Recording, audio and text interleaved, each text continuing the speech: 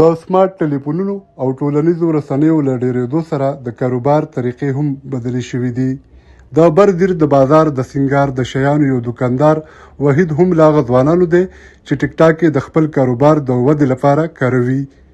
هغه هره ورځ د خپل دکان د نویو شیانو ویډیوګانې جوړوي او پر ټولنیزو رسنیو یې خپروي. مسافر په وحید کاسمیټکس باندې ټرست وکړو، اعتماد یې وکړو، د سامان لپاره یې ورته اډر ورکړو. دې دکان ته چې راغلي یو تقریبا د 2.5 کلونو دا روزګار کوو او د ټیک ټاک په واسطه سره زموږ چې کوم کار دی هغه چلیږي. زموږ تقریبا په ټیک ټاک باندې دغه 4430 فالوور دي چې عام کسټمر یو راځي د ټیک ټاک په واسطه سره 4-5 کسټمر راځي. نو که نن سبا وګورئ نو ماشوم د ټیک ټاک استعمالوي. نو که ټیک ټاک موږ د خپل روزګار د پروموشن لپاره استعمالوو نو یو خو دا چې موږ به دغه خپل روزګار چې کوم دی هغه به هم په ټیک ټاک پروموټ کوو، حلال رزق به هم ګټو. بل دا دغه ګانو بجانو نه ښه دا چې ټیک ټاک موږ د ښه تجارت لپاره استعمال کوو.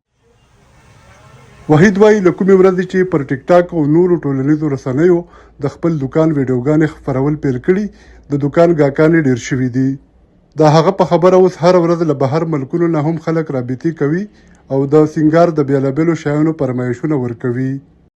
موږ په ټیک ټاک باندې کومه ویډیو اپلوډ کړو نو زیاته مسافرونه زموږ د ویډیوګانې ګوري، دغسې هغوی دغه ویډیو وګوري نو بیا موږ ته په ټیک ټاک باندې د واتساپ په ذریعه سره آنلاین خپل سامان دپاره اډر راکړي چې که تیل یې، شیمپو یې، صابون یې، څه قسم دغه مسافرو سامان یې نو هغه ټول ورته دلته موږ مهیا کوو. که څه هم د ټولنیزو رسنیو د ګټو او زیاتولو په اړه بېلابېل بحثونه کیږي، خو د بردیر د دې ځوان دکاندار تجربې ښیي چې که ترې سمه ګټه واخیستل شي نو کاروبار پراخېدی شي، ګاهکان زیاتېدی شي او آمدن هم لوړېدی شي. جاوید ملنګ، شال نیوز، بردیر واړی.